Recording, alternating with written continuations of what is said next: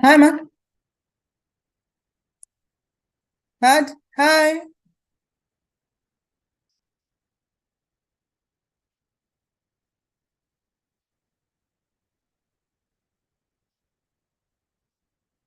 Okay, thanks. There. Okay. Please mute, Sis Grace. Okay. Hi, Chair. Morning, Chair. Morning. How are you? I'm good, thanks, Chair. And you? I'm good. I'm good. Yeah. I was saying you must mute because we could hear what you were saying, whoever you were talking with on the phone. Oh, okay. Sorry. All right. No, that's fine. We'll start at 10. At 10. Sorry, at 9. Sorry. I mean, I've tried to say, so we start at 9. Okay. Let's see. No, it's 9 minutes to. Yeah. Okay.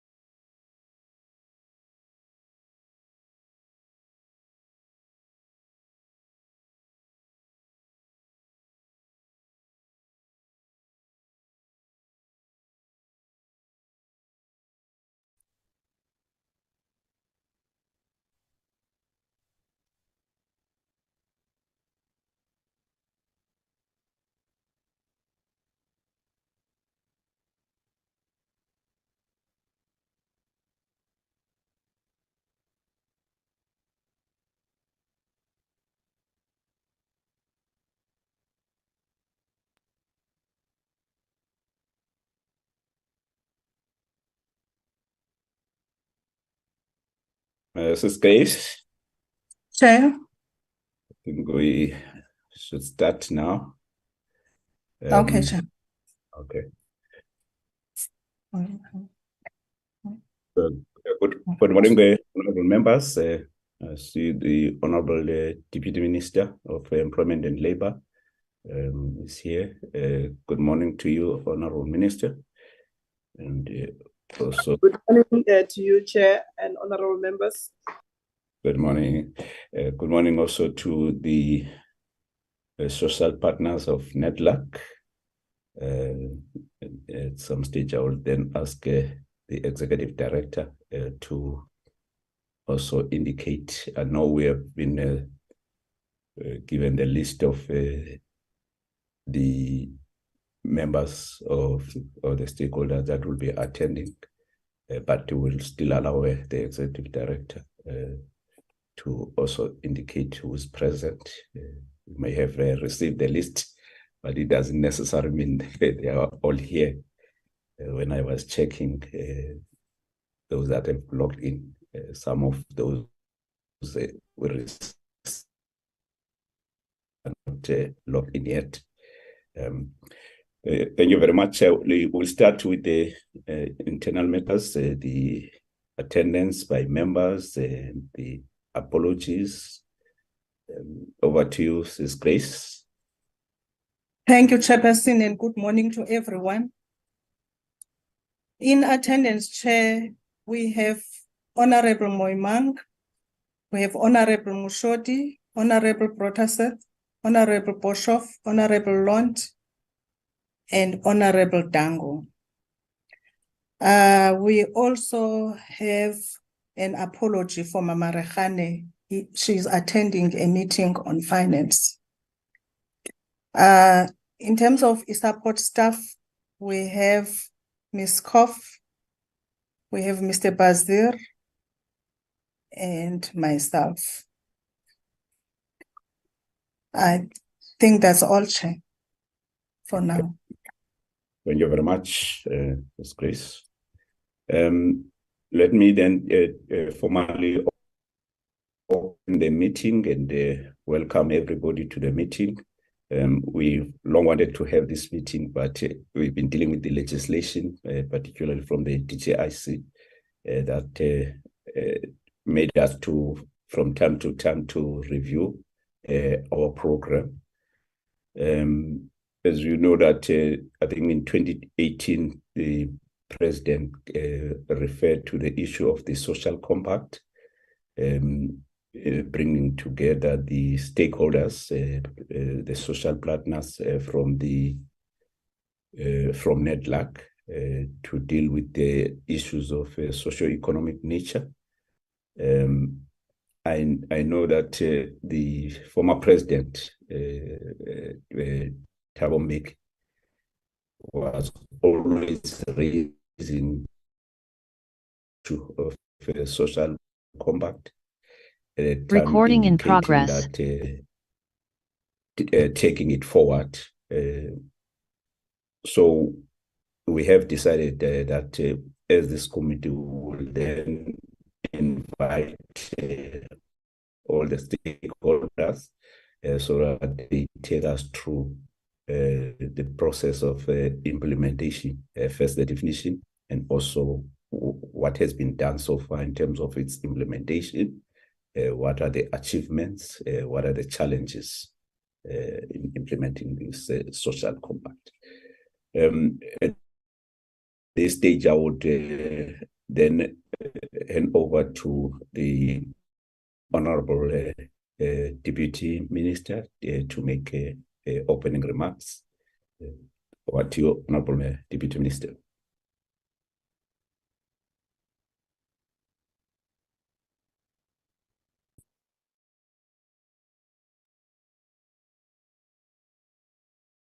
Honorable DM. Thank you, Honorable Chairperson. Let me show my face to show that I'm not a robot. I'm sure you can see me. Yes, we can. Good morning, Honorable Chairperson, and good morning to the committee members. I'm not going to give you a speech, Honorable Chair. Maybe I'll close later. But safe to say that we are with Nedlac today, and we do have the Executive Director, Lisa Feld, who's joined us, who's going to do the presentation on Nedlac. And we hope that honorable members will also listen attentively and make notes so that when we are done, we are able to respond to whatever the concerns that might be from honorable members. But safe to say that there has been some improvements compared to the previous reports that we have presented. So I would take this opportunity, Chair, to thank you for this opportunity. And just to notify the Chair that I'm actually multitasking. I'm currently at the OHS conference here in Durban, where I need to give a keynote address. But at the same time, I've made time so that I also honor this very important session of our oversight, where we are supposed to account. But we are ready with the team from, I think when the time comes when you give to the Executive Director to present, she will also introduce the team that is accompanied here. But I've safely seen from the office, I've seen the advisor to the Minister who's joined us, Mr. Lunko Mtinde. I've been able to see from the Department of Employment and Labor, Matapelo Matabuche. I've been able to see Nobuntu Sbisi from, and I've seen also our Chief of Staff from the Office of the Minister, Meonke Mjo, who's also here. And I've seen those that I've been able to see, Honorable Chairperson, so that we don't take long to do. I've seen also Nobuntu, I've seen, and I've seen also Mr. Tebogo Tejani, who's our departmental spokesperson, Mr. Tembi Kosim Kalipi, who's also part, and I've seen also the chairperson, one of our Nedlac stakeholders, Mr. Tulani Chefuta, who's there representing community. Those that I might not have been able to see, I'm sure Mayor Lisa will be able to introduce them when the time comes. Thank you so much for the opportunity, Honorable Chairperson. Thank you very much, Honorable Deputy Minister. I will now hand over to Ms. Lisa Seftel, the Executive Director.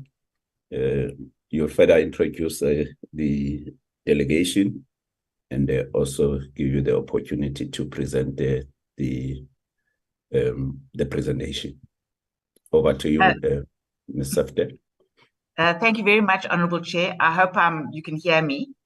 So I'm joined here this morning as requested. Just a minute, perhaps I should not just take it for granted. We normally meet with the departments who already know us as members of this committee. Let me first introduce myself. My name is Nedlac, the chairperson of the Select Committee on Trade, Economic Development, Tourism, and Small Business Development, Employment, and Labor. So it's those four departments. So the committee is named after those four departments. Members will introduce themselves when we deal with their questions and answer sessions. Over to you again. No, thank you very much. And thank you for this opportunity to address your committee on the issues of social compacting and the role that Nedlac plays in that regard. As requested by the committee, I'm joined here by representatives of the social partners. From government, we have Temikosim Kalipi. He's from the Department of Employment and Labor, but he's the overall convener for government. From business, we have Mr. Kaiser Moyani. He is the overall convener for business. From community, we have Tulani Tsefuta, who is similarly from community. And unfortunately, the overall convener for labor, Gerald Twala, could not be with us today, but he has sent Tony Ehrenreich to represent him. And I can see that we're also joined by Matthew Parks, who is the parliamentary coordinator, but is also very active in Nedlac on behalf of organized labor. I'm also joined by my colleague, Nobuntu Sbisi, who is the executive manager for programs in the department. So, Honourable Chair, I have a presentation, which I also did circulate. And then there is an additional slide, which I didn't circulate, that came from Organised Business last night. I think what would be better is let me do the presentation, and then Kaiser can add, and the other social partners can also add. And then I'm sure we can have a discussion. I hope that that's in order. But we'll appreciate even if now, maybe if we can get the additional information circulated to members through the committee secretary. Okay. Let me just check. Nobuntu, if you can distribute, I don't know if you're chairperson, if Nobuntu can take responsibility to do that. Nobuntu, she can get hold of my secretary. Yes, okay. It's just one slide. It's just one slide, but we will arrange it, Honourable Chair. All right. Thank you so much. Okay. So just to recap, if I may begin, this was the request from your committee that government on various platforms and policy statements such as the State of the Nation and budget speech emphasize the need to strengthen the social compact approach. And that's why you have invited Nedlac to talk about the work already undertaken to obtain strategic policy objectives and carried out under social compacting. So what I'm going to do is I'm just going to do a brief overview of Nedlac and social compacting. Then I'm going to go in detail in respect of 4 key social compacting initiatives at Nedlac, which should be familiar with the committee. And then there's some observations from the Nedlac Secretariat and from the social partners. So just a recap on Nedlac, although I'm sure you don't really need to know much about Nedlac. It was established in 1994 through legislation to promote the goals of economic growth, to reach consensus and conclude agreements on matters pertaining to socioeconomic policy, which we now call social compacts, to consider all proposed socioeconomic policies and legislation, and in particular, they had to consider all proposed labour legislation before it comes to Parliament. So we've led many initiatives over the years to build consensus, reach agreement, and input into critical socioeconomic issues, some of which I will talk more about. And just again, to recap, that the parties are organised business, organised labour. Organised business is mostly represented, or BUSA represents organised business, and BUSA itself is a confederation of other federations and organisations. Organised labour is represented by COSATU, NACTU, FEDUSA, and SAFTU, government, and then community and development interests who represent federal structures or apex structures relating to youth, women, civic associations, traditional leaders, and so on. So then just to go to the issue of defining social compacting, MISTRA, in a paper for the National Development Plan in 2014, said that the most instructive definition in the South African discourse of a social compact is one that has the attributes of a core agreement among various societal role players and government, which outlines the rights and duties of each party. So it requires an element of social partnership. It can only succeed if there's social dialogue, and it requires some level of collective bargaining. So a social compacting can be seen both as a process as well as an institutional framework when the roles and responsibilities are set out. Now, as we've developed it in Nedlac, I think we would say that social compacting starts with the view that working together, collaborating, co-creating, coordinating network, and building trust between important groups in society will lead to better socioeconomic outcomes than if we each work separately. So, it's really about unity where there's diversity and where common interests are maximized, but in a principled way.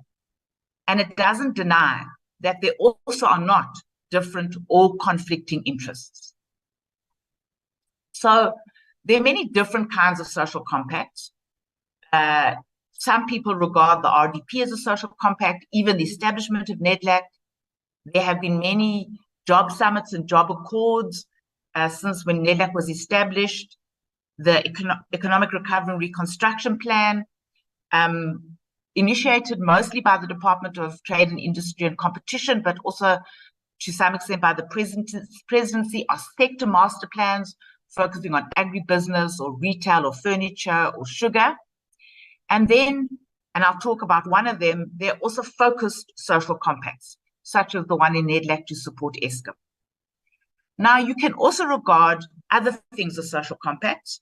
So during the COVID pandemic, there were community action networks set up at a community level where they brought different social partners in a community together. You could even say that where there is an effective coalition agreement at a local government level, where you bring different interests to agree in a principled manner, which is not always the case, you could call that a social compact. And then a social compact doesn't have to have 4 parties. It can also be bilateral, such as the current partnership between B4SA and government, focusing on energy, freight, freight and crime. And then I'm not sure if the committee is aware, but the Department of Sports, Arts and Culture has also been involved in trying to develop a social compact on nation building and social cohesion. We have engaged with them. It could also be that this is more about social contracting, which is improving the relationship between citizens and the government, and not necessarily social compacting, which is much more about stakeholder and societal groupings. So I'm now going to move on to explain the recent social compacting initiatives at Nedlac. So as I said earlier on, these are the ones that I'm going to look at. I'm going to tell you or summarize what happened and what are key challenges and lessons. And then, so the first one is the Presidential Job Summit. So if we recall in 2018, even before COVID, there was a real cry in the country, even beginning because of the electricity crisis, that jobs were being lost. And a presidential job summit agreed on a framework agreement with, I think, up to 77 commitments by different social partners to retain, create, and enable jobs. So before the summit, there were working groups that worked really hard to detail the agreement. After the summit, there were structures set up to monitor the implementation. In Nedlac, there was a unit called the Presidential Coordinating Unit, and there was a Presidential Working Committee, which was chaired by the President, and at some point was meeting, I wrote here weekly, but I think it was monthly. However, with the onset of the COVID pandemic and subsequent lockdown, social partners agreed to reprioritize and augment the commitments because COVID changed so much. However, in early 2021, we evaluated the commitments and we made sure that they didn't get lost. Some were regarded as achieved. Others was institutionalized within government through the establishment of Operation Vulindlela. Others came into the Economic Recovery and Reconstruction Plan, and others are still continuing in other appropriate forums, such as master plans. So some of the key achievements was the social compact. There was the establishment of the Temporary Employee Relief Scheme called TERS, which was really about assisting companies in distress. We now always think about TERS as the COVID TERS, but there is another scheme which still exists that supports companies in distress so that jobs are not lost. Boosting and monitoring localization, including through tender monitoring, and that still continues through Proudly SA. Within the Department of Employment and Labour, Productivity SA developed a business turnaround solution which would also support companies in distress. Prioritizing industrial financing, including in special economic zones. Introducing a blended finance model for emerging farmers. Promoting master plans, as I talked about. There was a lot of success in enabling job creation in business processing. One of the Job Summit agreements was the establishment of the Presidential Climate Change Commission, which is now the Presidential Climate Commission. And I think Parliament has just passed a bill to set it up formally. Supporting regulatory certainty on water use licenses, e-visas, unabridged birth certificates, which was a big issue at the time, and critical skills. Some of the issues have been resolved, some are ongoing. And then to support the development of pathway management for young job seekers, which is now a program in the Department of Employment and Labour. And then I think another achievement, which was more process achievement rather than a concrete achievement, was that there was a lot of social partner buy-in, so that they felt part of the process of retaining and creating jobs and holding government to account, although I think there were also challenges with that. So what are the lessons? The Presidential Job Summit had set a target of jobs, but not only because of COVID, it's really difficult to measure jobs created. And I think success should rather have been measured in terms of mechanisms established to enable job retention and creation, like the turnaround scheme, like the TERS. Then, unfortunately, because of the COVID-19 pandemic, the lockdown, and even some of the economic crises internationally just, before the downgrade, just before COVID, some of the work was invalidated.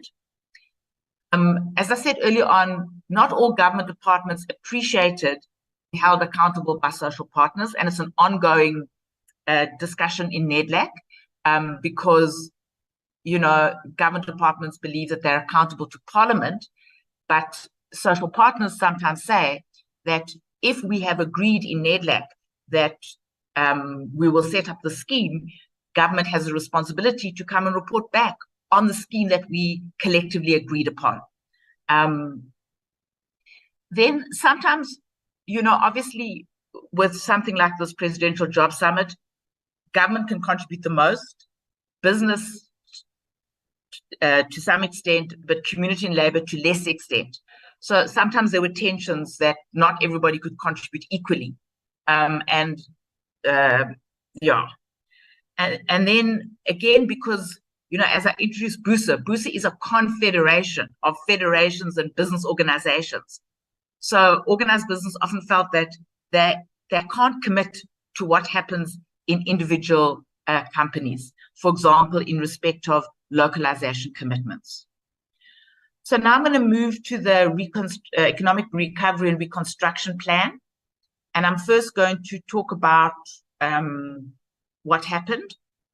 So I think we can all think back to the economic crisis and how serious it was. And in the 13th of August, as companies were opening up, the president convened a Nedlac Forum for Economic Recovery and asked the different constituencies to come with proposals. At that point in time, business had done a lot of work, and they wanted to propose what they had done around economic recovery, but all social partners were given an opportunity. And then we worked together to look at a focus number of collective and individual commitments, which would build confidence in the short term and turn the economy around in the medium to long term. And on the other side, you can see some of the issues that we thought were important. You can see aggressive infrastructure investment, energy security, support for tourism, massive public employment, and then enablers like skills development, fight corruption, and structural reforms such as modernizing and reforming network industries, reorientating trade policy, lowering barriers to entry, and so on. Even though these were focused, there was still quite a lot. The social partners then developed an economic recovery action plan, which was presented to the president a month later. The president consulted about the plan within cabinet, and then some of the ERP was included in the ERRP, which was approved by cabinet and announced by the president in October 2020.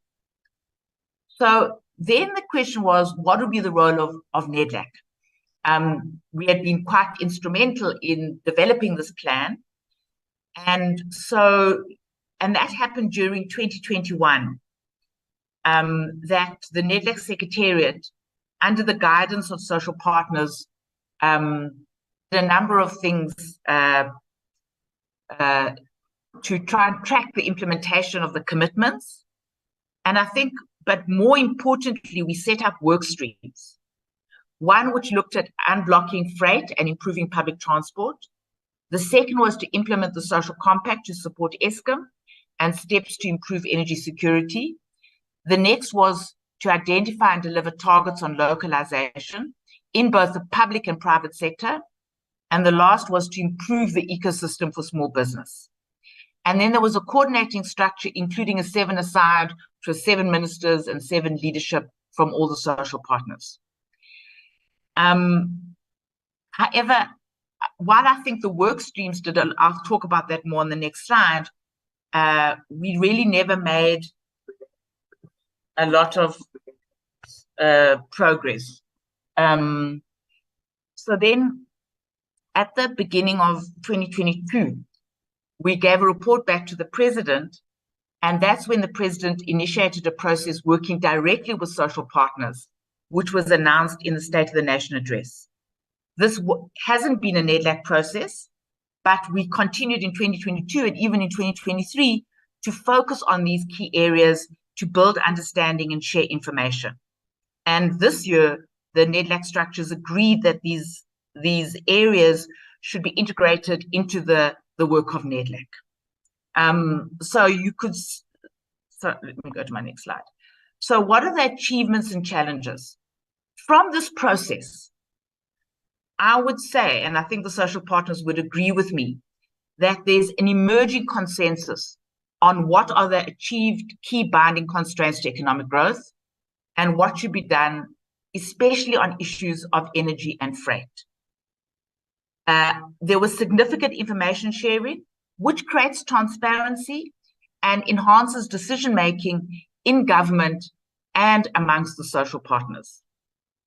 And then we could also say that this way of working birthed the work of Operation Vulindlela, the National Electricity Crisis Committee, and even the current operational partnership between business and government, because all the social partners learned more about each other, understood what is possible, and sort of moved to different kinds of organizational forms, which could be more efficient.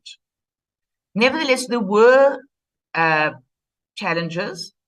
As I said earlier on, what is the appropriate role of Nedlac? The issue of holding government to account, whether, again, as part of holding government account, Nedlac should track implementation, the unequal contribution. And then there was also a question about whether, Nedlac as an organization has the capacity to coordinate what was required. So, as I said, I think there were significant achievements. However, I think what may have initially been envisaged did not materialize. Now, to come to the social compact to support Eskom, which is a bit different. So this was actually initiated, as I said earlier on, arising from the Job Summit towards the end of 2019, when the country faced a similar, if not less serious, energy crisis. And the discussion, the parties, the government came, the DPE came, and at that stage, the DPE represented Eskom, but Eskom wasn't part of the social compact. It was also when Eskom, was being accused of corruption and didn't have a CEO, and so on and so on. Business, labor, and community. The committee that worked on it diagnosed the problem and developed short, medium, and long-term solutions with different social partners playing different roles. Also, an implementation plan was developed and structures were set up to track implementation and coordinate areas of collaboration. And then when the Economic Recovery and Reconstruction Plan was agreed on, it was also included in the plan, and it was signed formally by ministers and signed by the Minister Pravin Gordhan and leaders of social partners in December. So this was envisaged as I would say, a trade-off social compact everyone would give a bit to get something and to solve the electricity crisis. So at the time, government would commit to turn around Eskom, which at that point in time, there wasn't a plan to turn around Eskom. They would stop corruption, and they would make it easier for the private sector to supplement generation capacity. We were in a very different space from where we are now, and initiate the just transition process. So on energy, we were really stuck. And this was what the other social partners wanted. As a result of that, business would invest in generation. Labour would support a solution using worker funds to address Eskom's balance sheet challenges, which at that time was seen as a significant constraint to energy security. And the community constituency would address vandalism of electric infrastructure and the non-payment of electricity. So it was a very ambitious compact. What then happened? Through the implementation, there was an energy work stream. A lot of different players came to the party. We met almost monthly, but rather than implementing the agreements, it was much more to share information and engage on the implementation of key issues. So arising out of the social compact, and then through the work of Operation Vul and Nedlac and NACOM, the DMRE eventually came with the Electricity Regulation Amendment Bill, which is required to enable the restructuring of Eskom and also private generation. And the social partners impacted on that. There was also the National Nuclear Reactor Amendment Bill. And then we're still finalizing an electricity pricing policy. These things are all important as changing nature of electricity generation, distribution, and so on is happening. There were also extensive discussions on the issues here. I won't go through them in all details, but a lot of discussion about Eskom's crisis plan, presentations by the CEO at the time, inputting about addressing self-generation and addressing obstacles, which I think now are starting to seriously be addressed, including by this one-stop shop in the DTIC. Obviously, we discussed tariffs, a lot of input into load schedules, feedback on climate change, both from Eskom and also from the PCC, the Masakane campaign, municipal debt to Eskom, and then more recently, which is an increasingly important issue, about how municipalities respond to the fact that Eskom isn't the only provider and generator of electricity. So again, let's talk about achievement and challenges. As I said earlier on, much better understanding of all of us about the nature of the crisis and the links to the energy Eskom crisis, links to the energy crisis and climate change crisis. Trust and engagement led to parties seeing the energy crisis as a common and collective responsibility, a consensus, maybe not 100% consensus, but a much greater consensus on the role of renewables and embedded generation. And also the process was quite iterative. We didn't stick with what we'd agreed initially. Things changed as the circumstances changed. I think the fact that when we started, other government partners such as DMRE, COCTA, and Eskom were not part, meant it took a while for them to come on board. There was also, I think, in the compact, a lack of understanding of the complexity of Eskom's balance sheet. So ultimately, the pro solution was not pursued, as we know, by government. And again, not all social partners came to the table. The community constituency wasn't really able to deliver Masakane campaign. It remains a challenge. And NERSA, as a regulator, maybe correctly so, was reluctant to be part of the process and share draft policy positions, although I think other social partners believed that it would enrich and also speed up a process which everybody was saying was taking too long. I'll now go on to the COVID.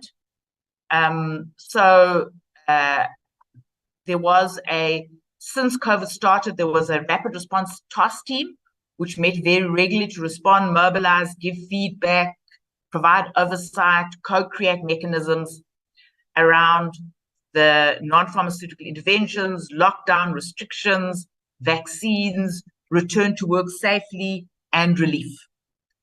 And interestingly also is that a number of new structures were set up. Business for South Africa, Solidarity Fund, within the community constituency, the Nedlac Community Trust, and an interesting organization called the Event Sector Alliance, which had within it business organizations, labor organizations, and NGOs.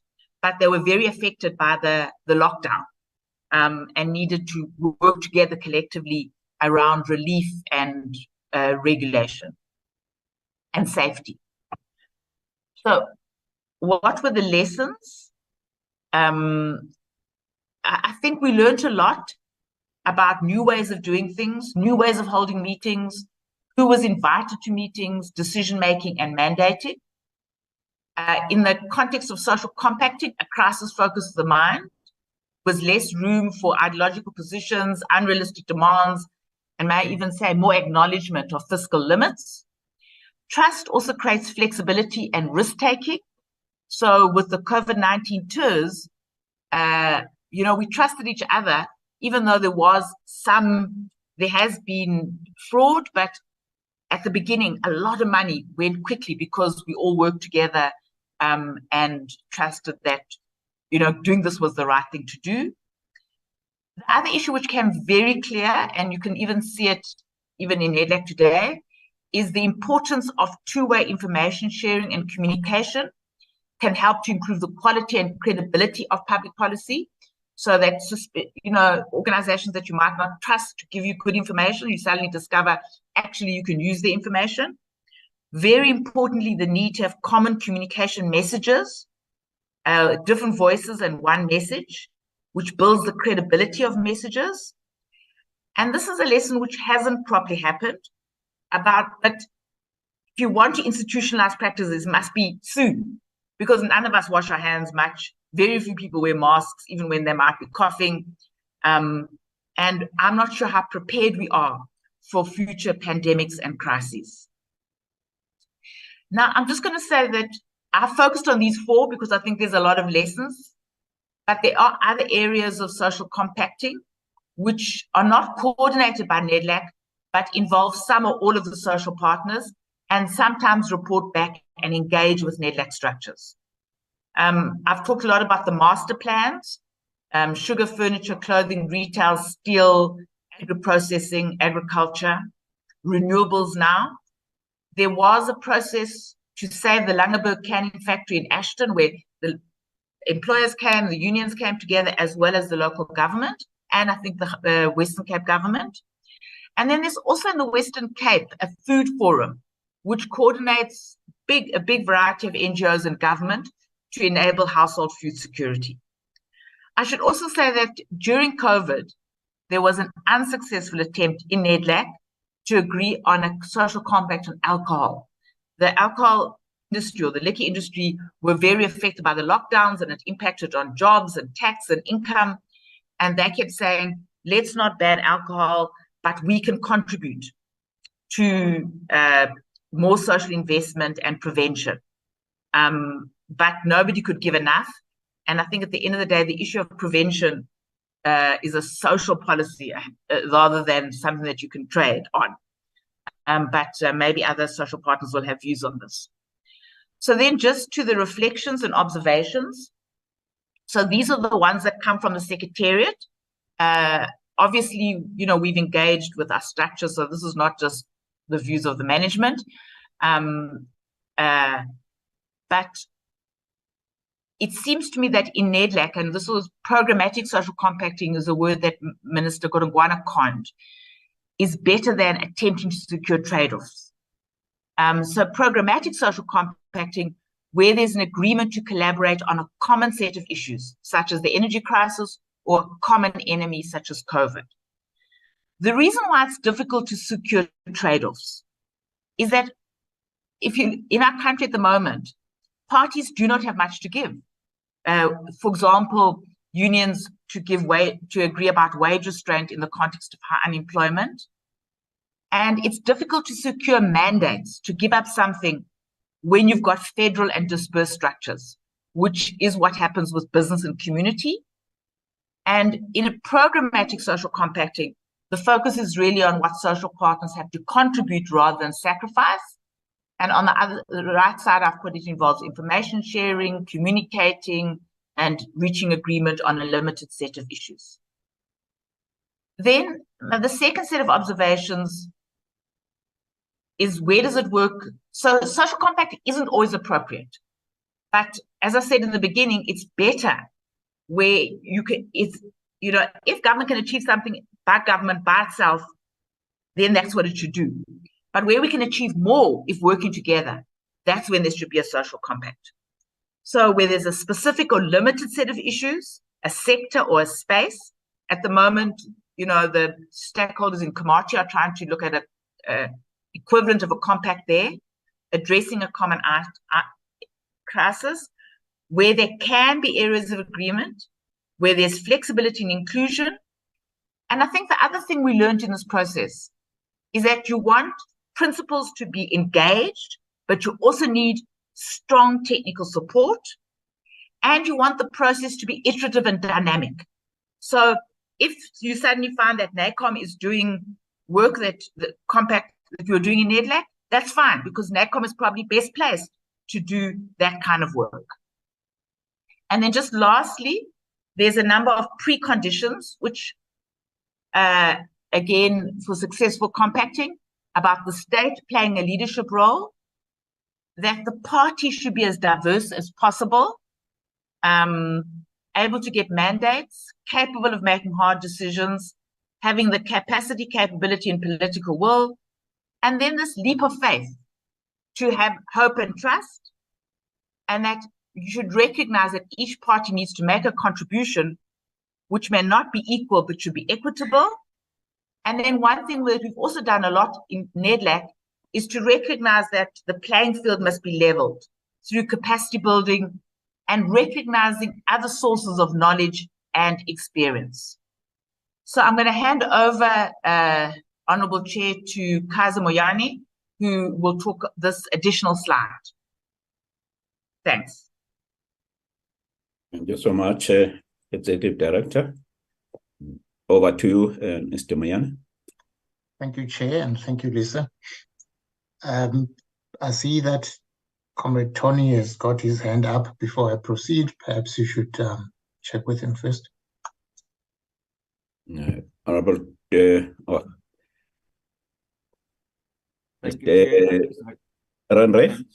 Thanks, Chair. I just raised my hand to indicate that I'd like to speak after the business delegate. Thank you.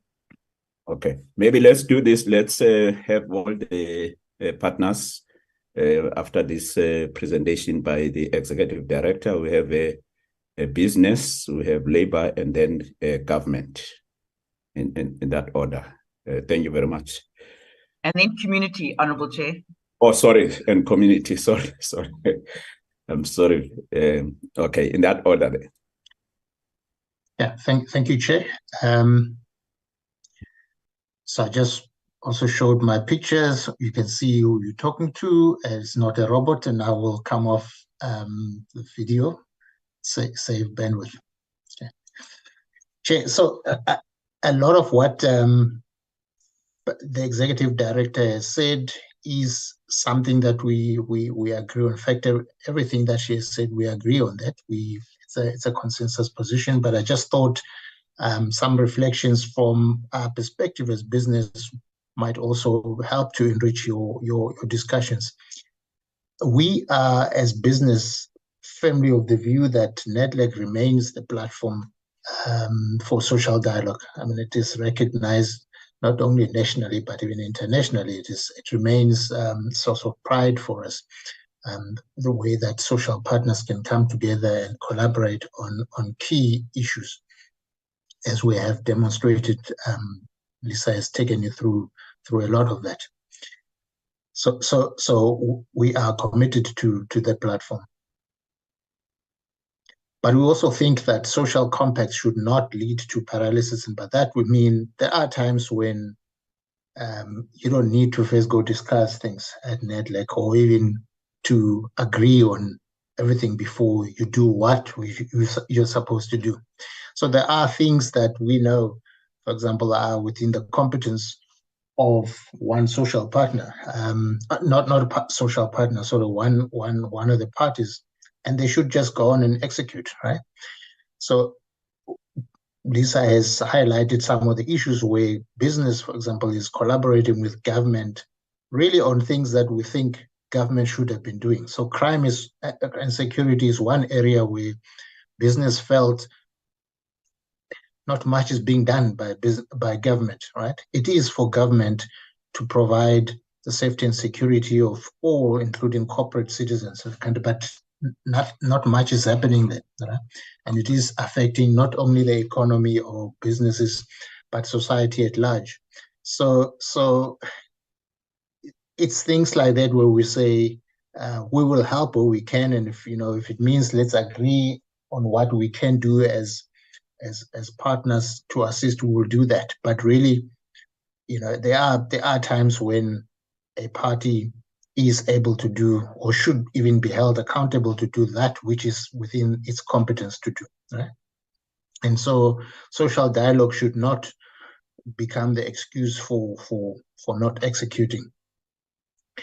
And we'll also say where appropriate, social partners should collaborate bilaterally outside Nedlac. And examples about crime, about electricity, about a number of things that logistics that business is collaborating with government on. And there are also examples where business collaborates with other social partners, without going to Nedlac. So we think that should not be replaced. And also we think that where government in particular makes certain commitments in a compacting fashion, it would help greatly if a specific department is named. So government is a huge entity, we know that, right? And so if there are going to be commitments from government, it is not the president that would like to see. It is the particular government departments that must undertake those commitments and be held accountable. And there should be an understanding that Nedlac is not just for the Department of Labor or the Department of Trade and Industry, but where there are commitments by government that should be discharged by a particular department or ministry, then that should be the case, even if they are not the DTIC or the Department of Labor. And we also think that it doesn't help, and I think this is one of the challenges or learnings that Lisa has highlighted, that making commitments in a compacting, social compacting fashion, it's all good and well. But if you are unable to resource those commitments adequately, whether dedicating human resources or financial resources or even time, then it collapses the spirit of the compacting.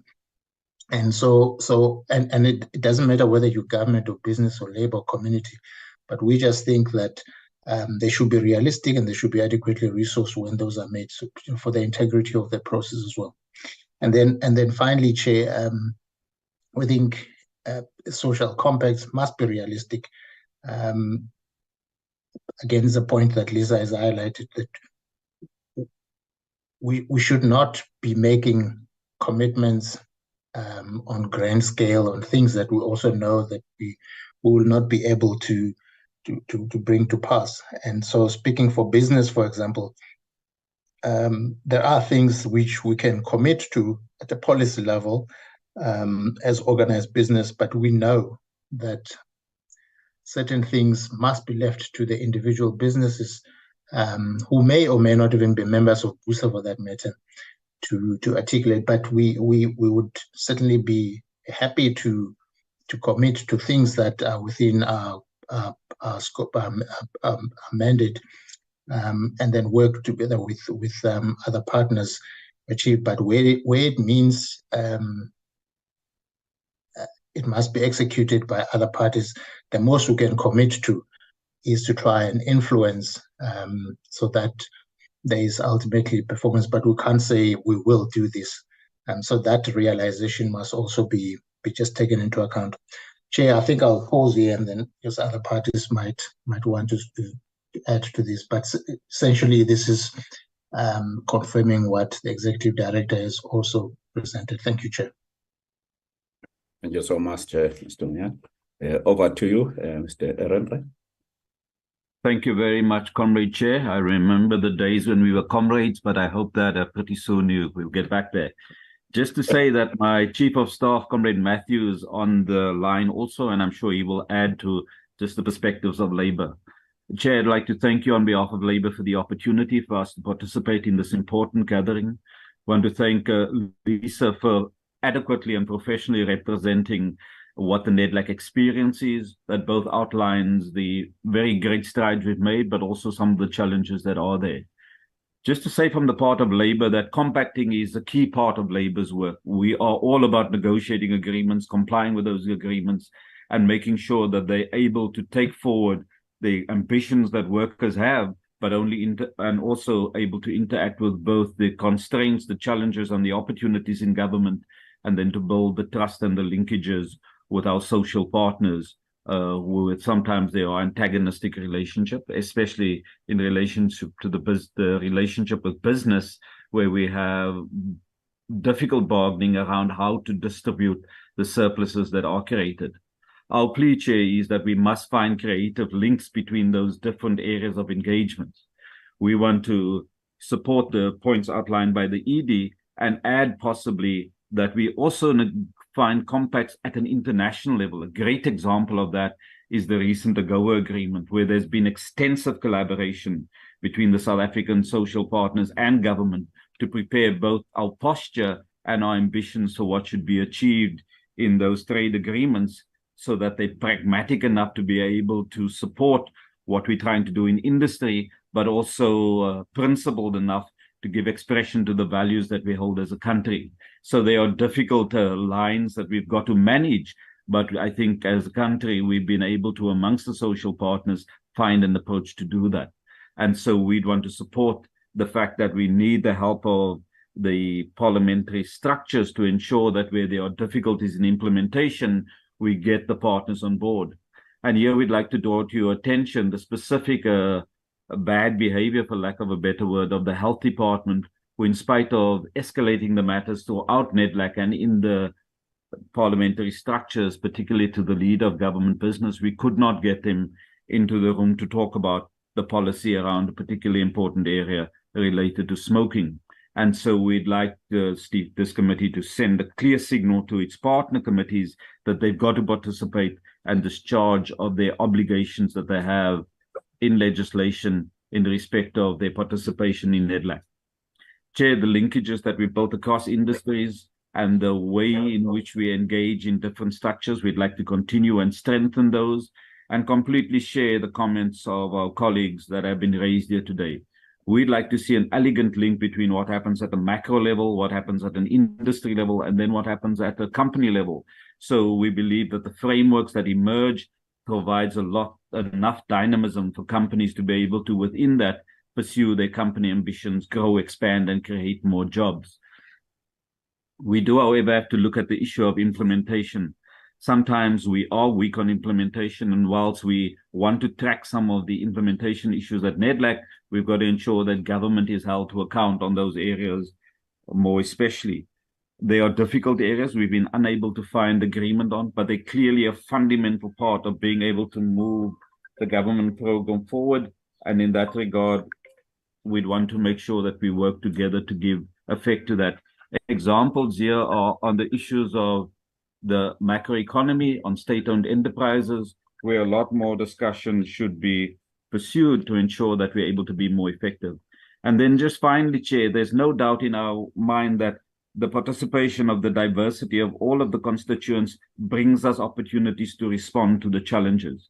But it also gives us an opportunity to re-examine what may have been past policies. So an example may be we have an existing policy around alcohol, but we know that there are massive social challenges. So we've got to have an engagement on how do we ensure that the social policy better reflects on the social challenges and provide solutions.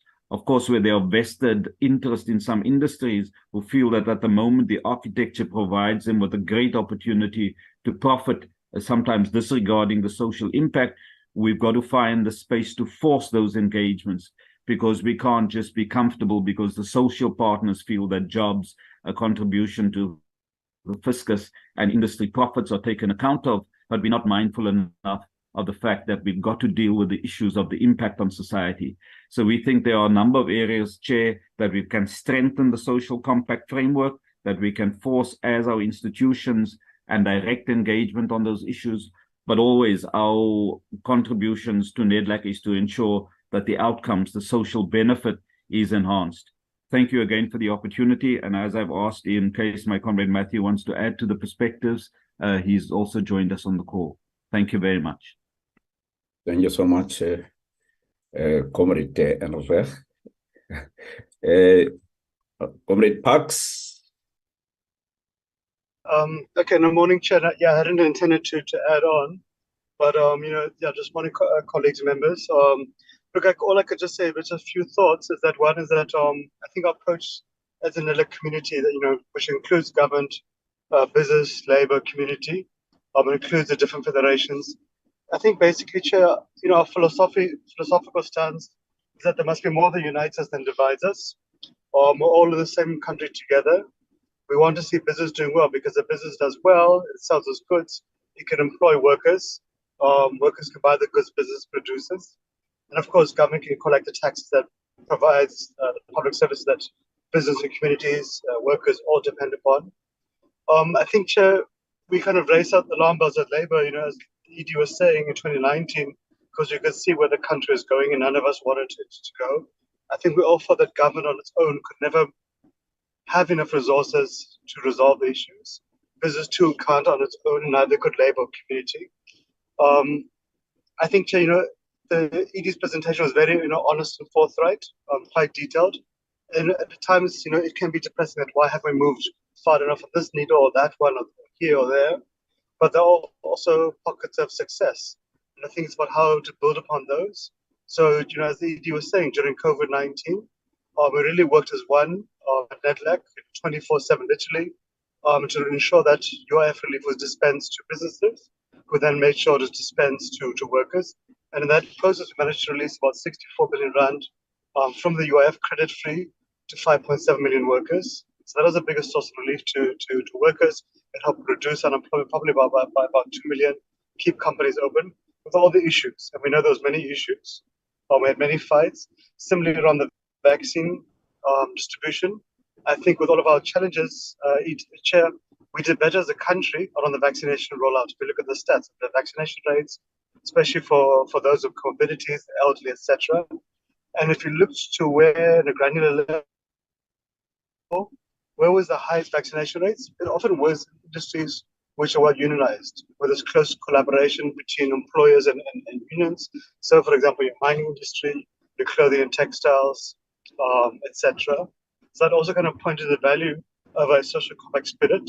I think we've been motivated as Labour around the social compact model of Scandinavia, of Sweden, of Germany, even Japan, with all the different flavors, but really seeing how we help each other to go forward.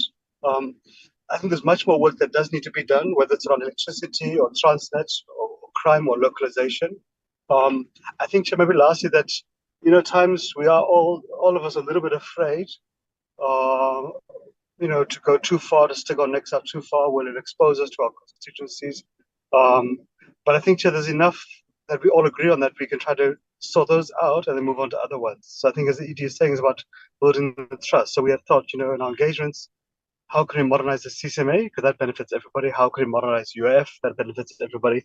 So I think there is a lot of work, but I think we managed to build also significant trust within our fights. But I think that gives a positive foundation for going forward. But I think lastly, Chair, all of us also, we must appreciate all of us as social partners in government, parliament. We don't have the luxury of time. If you look at the transit crisis and the impact upon the mining industry and the fiscus and employment, we just don't have the luxury of time. And so it really compels us to do much more, much faster, and see how do we assist each other in a win-win approach. But let me stop there, Chair, and hope I didn't go too far with my imposition. Thanks, Chair. Thank you so much. Can I ask Executive Director if you can take off the presentation? Thank you so much. Community, social partner.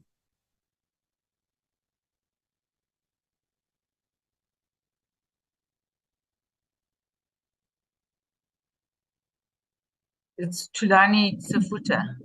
Oh, Sefuta. Maybe Chairperson, you should go to Tim and Kusi, because I think, oh, there he is. He's here. Okay. Okay. Good morning, Chair, and all honorable members. This is the pretty picture of the face behind the name, Tulani Sefuta for community constituents. That's on a lighter note, Chair. Thank you very much for the opportunity, and good morning to all colleagues. As indicated, my name is Tulani Sefuta, the leader and representative of the community constituency.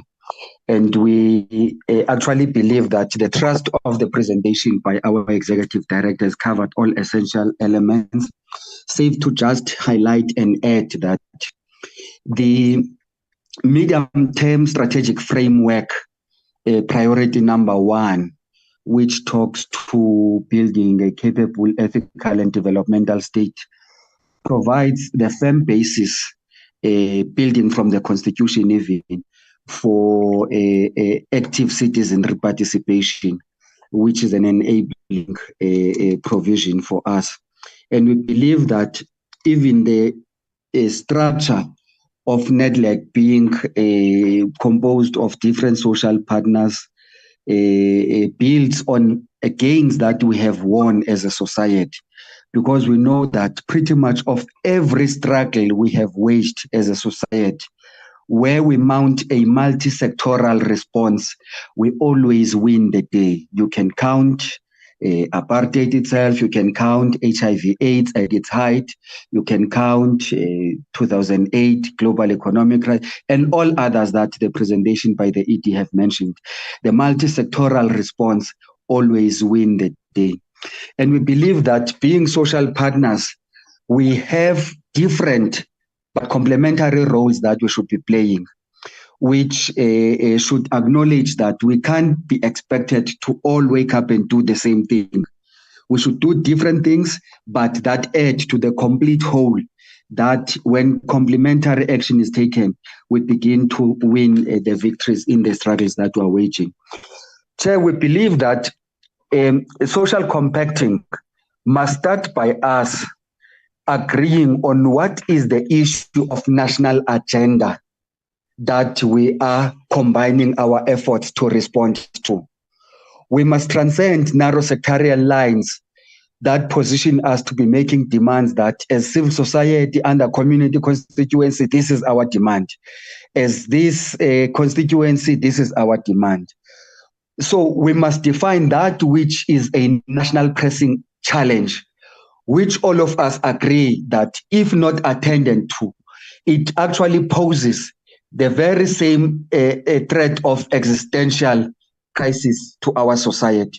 And once we agree on that national agenda, we equally not only point fingers and say, government must do this, business must do that. Whilst we may be challenging each other on what others must do, the process of social dialoguing to produce a social compact will not be complete until all of us respond to the question of answering as to what is our own role in the successful achievement or in the successful response to the national agenda or the national challenge that we are responding to.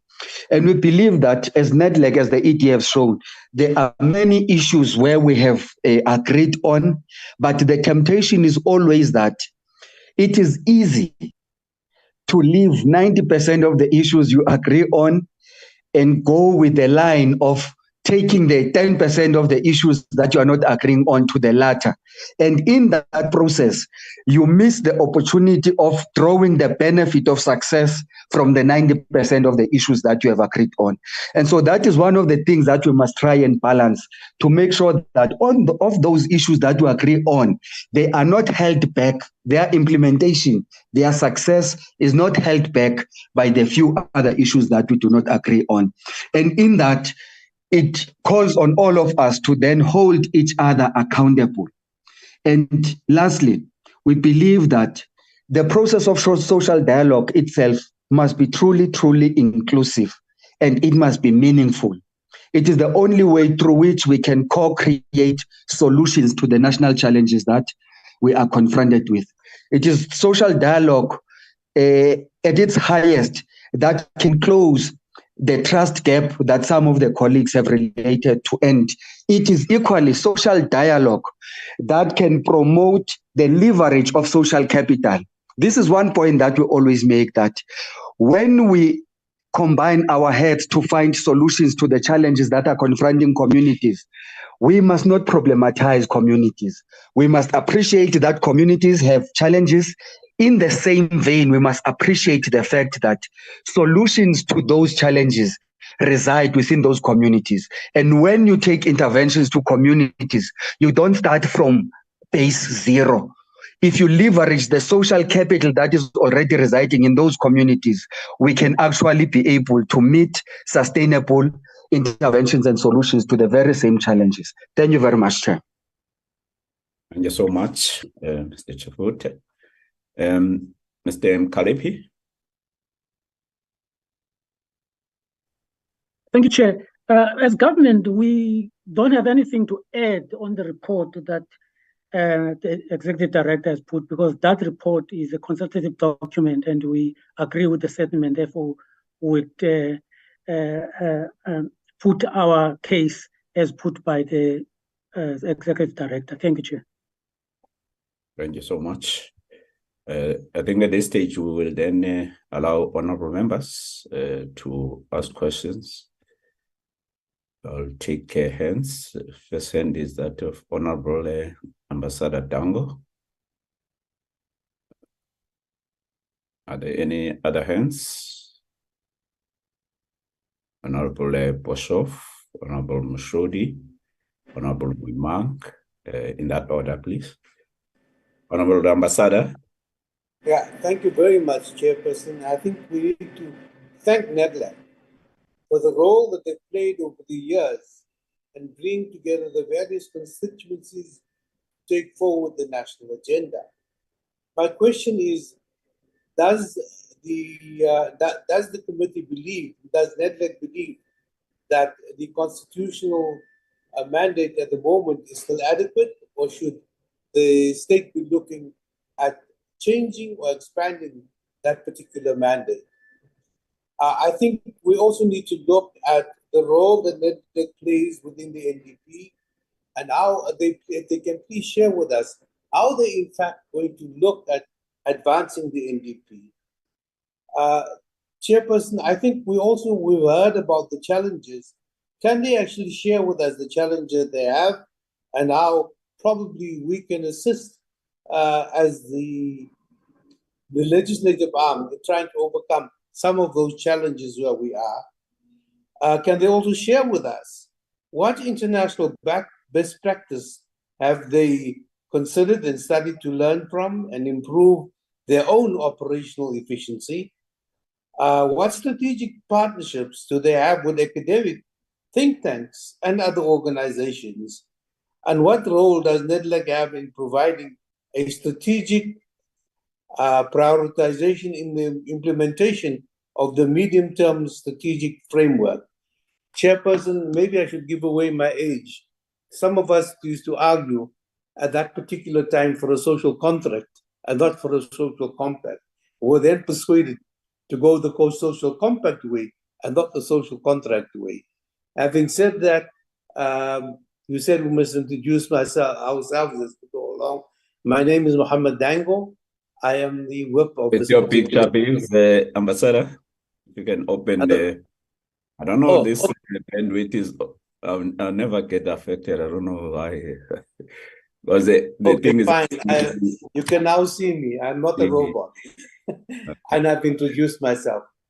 Thank All you right. very much, Chairperson. Thank you so much, Ambassador. Honorable Pastor.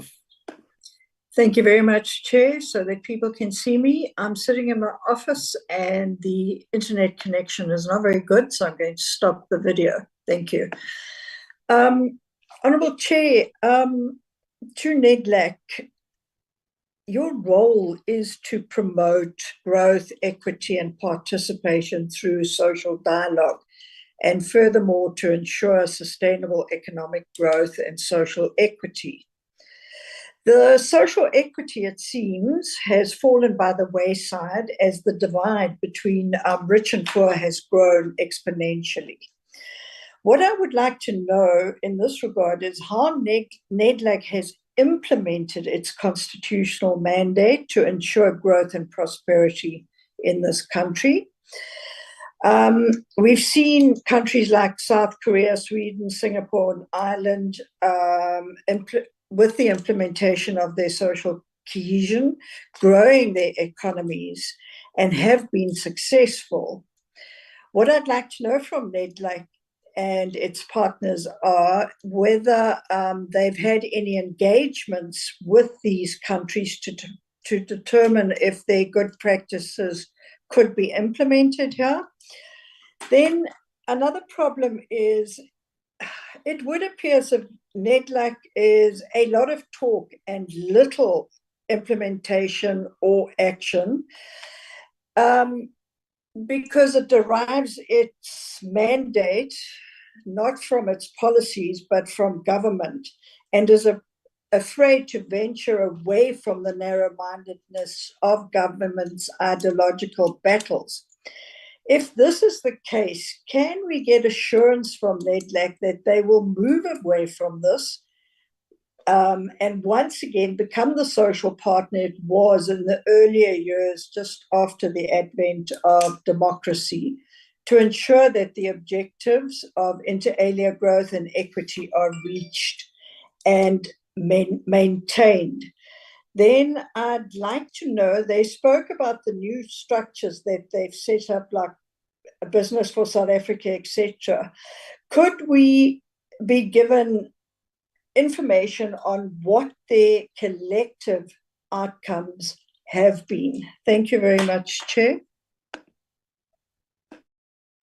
Thank you so much, Honorable Pastor. Honorable Mashodi, you're next. Thank you very much, Honorable Chairperson. Greeting to the DM, the staff of the department, and the staff of our committee, Honorable Chairperson. My name is Honorable Mushodi. I'm the member of this committee, Honorable Chairperson. Chair, let me also thank the presentation that was made for us this morning, Chairperson. Chairperson, I've got one or two questions that I want to raise, Chairperson. And one question, Chairperson, is there any role that Nedlac think can be influencing fiscal policy, particularly in prioritizing strategic program to be part of the medium-term strategy framework of NDP? That is my first one, Honorable Chairperson. The second one, Chair, is in the view, what do you think can be done to mobilize society, labor, business, and government, and rally behind NDP, enabling social partners to make the necessary sacrifice for the common good of uplifting millions of unemployed citizens? Chairperson. The third one, Honorable Chairperson, on my side is what international best practice has Nedlac considered to engage for improving operational efficiency towards a sustainable and long-term social compact, Honorable Chairperson? I think for now, Honorable Chairperson, I've got only these three questions. Maybe if it is another one, I'll come back, Honorable Chairperson. Thank you for opportunity. Thank you. Thank you so much, Honorable Masodi. Honorable Muimam.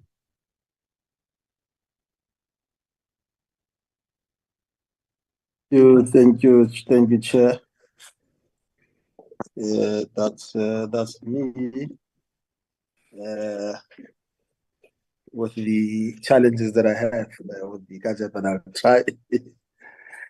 Chair, let me start also by expressing an appreciation from all the presenters, all the stakeholders of Nedlac.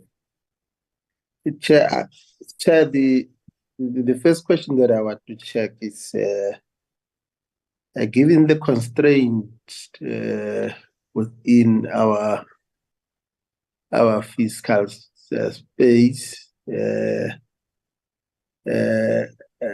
as clearly articulated in the 23 MTBBS, or the medium-term budget policy statement, clearly what the concern raised around the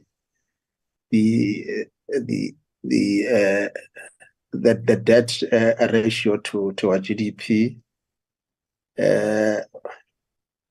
which obviously also has an impact in terms of the commitment of Nedlac, or let alone government in general, to stimulate economic growth. And I think right at the beginning, it was quite clear that key priority areas for Nedlac, one of them is the need to ensure that they stimulate economic growth, opportunities are created for job growth. So it will be important to get a sense as to whether,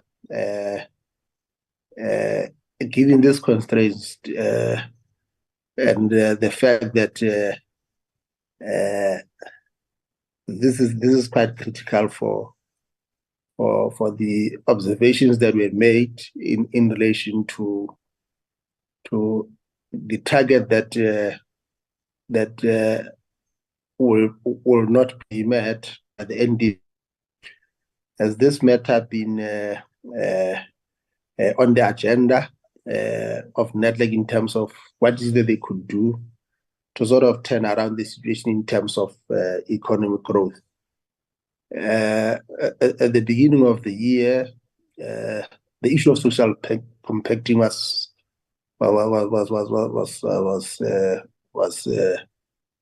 topical, an expression raised in terms of the readiness of business or BUSA to take the issue of social compacting to finality, and concerns were raised around the other stakeholders. What I want to check as to whether is there an element of sense in terms of that assertion?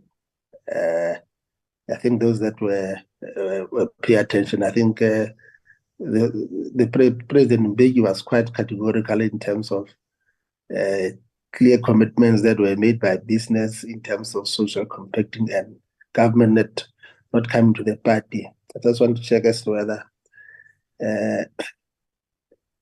could we get a sense from the team as to whether was that a reality or not. The third one relates to some of the weaknesses that were raised around a deviation from broader agreements that were reached, and the urge to move to pushing all the stakeholders to a maximum limits. Whether could that be a sort of irritation, let's say, like as the executive director indicated, there are instances where she said where there are agreements that Nedlac would expect government to come back to Nedlac for account. Could that be an area that has to be strengthened, or would you see it as an area that probably it's a weakness? The issue of contestation around ideological position, is that an obstacle in terms of social compacting among particularly the view expressed on the reflection and observation that there are certain instances where other players will see, for example, crime as a sole priority area for government, but obviously with the low economic growth, with the level of unemployment, with the level of the fiscal space, social ills becomes an area of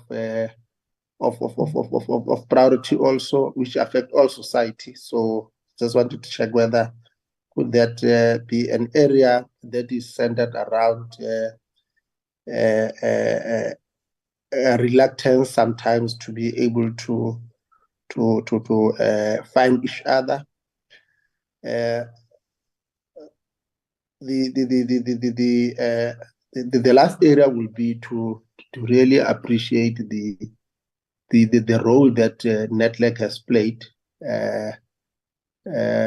since its formation, like as Honorable Dango has indicated. Very good progress has been recorded right from its formation, the RDP, consensus around various legislation that also were progressive in terms of labor, but also in areas of crisis like COVID, the consensus around the Nedlac stakeholders to be able to rally around the common good for the country. It's an area that has to be appreciated. But I think the key areas of concern is how do we ensure that we utilize this current platform to make sure that areas where, targets that will not be reached by 2030 in terms of the NDP, Nedlac is used to be able to infuse energy and space such as those targets are met.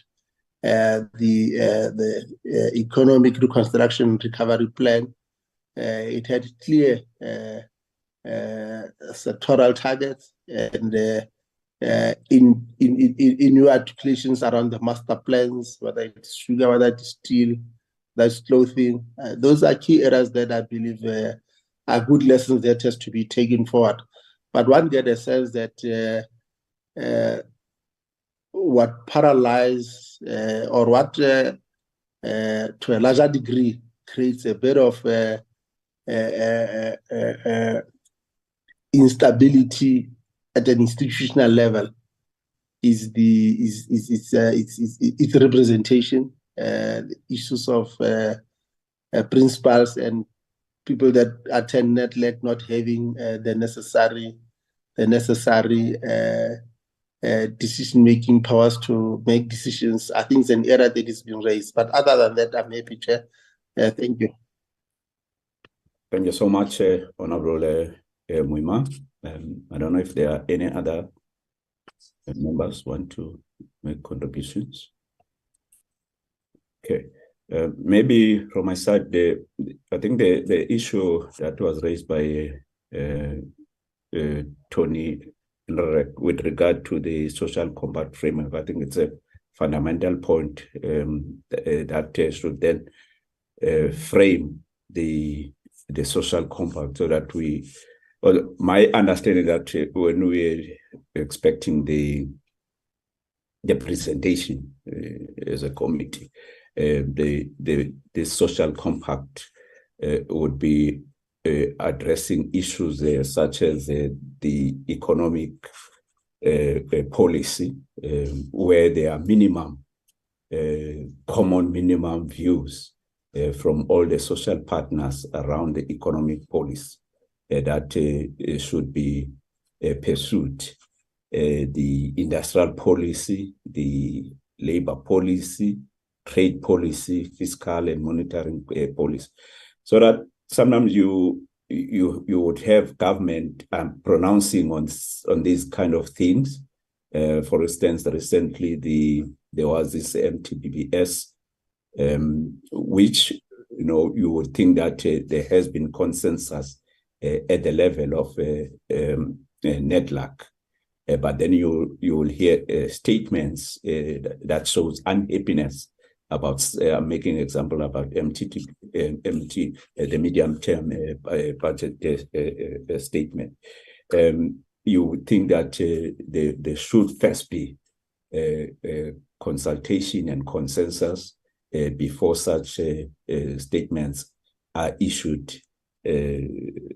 Whether it's also the monetary policy, we think at the level of Nedlac, in terms of the social compact, you would have consensus around those kind of issues. So perhaps these are issues that then at the level of Nedlac, if there are no consensus, these are matters that should be pursued vigorously, so that there should be consensus around these particular issues. Otherwise, it will undermine the role of Nedlac as a social dialogue platform. I know that the Department of Employment and Labor has been bringing legislation to Parliament. I don't remember, Mr. Mkalip will correct me here. I think it's the only part or act that has never been amended from all the legislation that the Department of Labor is responsible for. Nedlac is the only act that has never been amended since 1994. I'm speaking under correction on this, but as far as I can remember, don't remember the department bringing, even before my time, the Nedlac Act for its amendment. The executive director has been talking about the challenges that are faced by Nedlac. Though I'm not saying that the amendment will be a panacea to those challenges, but I'm sure some of them could be addressed legislatively. Some of the problems or challenges that the Nedlac is facing. I don't know to what extent is Nedlac Act itself is being reviewed by first the Nedlac partners themselves, and then recommend that perhaps there should be amendment to the Act itself. The members have been also raising the issue of international comparison, which I also agree with and support. But I would like to even take it further that, for example, on issues of trade, I don't know to what extent the social partners together, but sometimes you find that in most of these global institutions, platform where there are negotiations amongst the countries themselves, you don't see the role of the social partners, except the ILO, where the social partners are involved. But in structures like the World Trade Organization, those discussions are between the government structures themselves. So maybe that's why sometimes you don't find agreements with regard to those negotiations, the WTO, the governing bodies that are responsible for WTO. and the ministerial conferences. I know there will be one in February in Abu Dhabi, but you don't hear what will be the role of the social partners, sometimes to assist in breaking the deadlock with regard to a number of issues that at the WTO there has been a deadlock on, but also the continental or intercontinental structures like the SADC, the EU, or even South Africa and EU, where there are challenges around the acceptance of some of the products from South Africa. For example, the deadlock around the issue of the citrus, the trade around the issue of horses, those challenges. Recently, there's issue of the cross-border adjustment mechanism, CBAM, that is being introduced by the EU to block some of the products from South Africa as part of this decarbonization. So you don't hear the voice of the social partners with regard to those, maybe going out, convince their counterparts, or maybe come as a delegation going out to engage. Because even I'm told that even at the MC level of WTO MC level, yes, MC 12, the consensus that we reached with regard to the vaccination was as a result of pressure. It was not a result of the negotiation only at the level of WTO, but also the pressure that was played by the social partners, parliaments, and then they pushed then those who were in the MC to agree to the issue of the vaccination, that it be extended to all, its production be extended to all other countries that have a capacity to do so. So I think that's one of the issues with regard to international comparison or best practice that I think Nedlac should be focusing on. I'm not sure with regard to the point that was raised by a business or to collaborate bilaterally outside Nedlac, whether that will not undermine Nedlac itself. Some partners feel that they are being marginalized. I mean, agreements are reached at the level of bilateral level, at the exclusion of other partners outside those arrangements. I think the issue of the implementation, I don't know, the tool to track the implementation of what has been agreed to at the level of Nedlac. I know the issue that was raised by Comrade Tony again with regard to the challenges around health is requesting that this committee should perhaps interact with the sister committee around the issue that he was raising. We would encourage that perhaps members of the social partners could also raise issues that are challenges with the government department and entities. Parks has done that before. He arranged a meeting between myself as a chair of the Select Committee and the chair of the Portfolio Committee on Employment and Labor, where it was concerned that the legislation that has been agreed on at the level of Nedlac, it takes a long time before it comes to Parliament. The executive will sit on the legislation that has been already agreed to at the level of Nedlac. So we raise that matter with the department as such. I'll make example, the occupational, the COIDA, the amendment. It was a result of the concern that was raised by COSAT, which we took up with the department. The employment equity was one of the legislation that was long agreed at the level of Nedlac. I think there was just forgot there was I think a treaty that was reached at the level of the ILO, where it was delayed. It was not ratified by Parliament because it was not brought to the attention of Parliament. Finally, it was brought because of your intervention. So we would therefore encourage social partners to approach us, and if there are some delays or even other concerns that they may be raising. We disappointed that the executive director keep on saying there are some of the issues, even with regard to the economic reconstruction and recovery plan, where there is no progress. It's disappointing to hear that. So we would like to find out, maybe even if it's in writing, if you could have those areas so that we can perhaps take them up with the relevant executive. Yeah.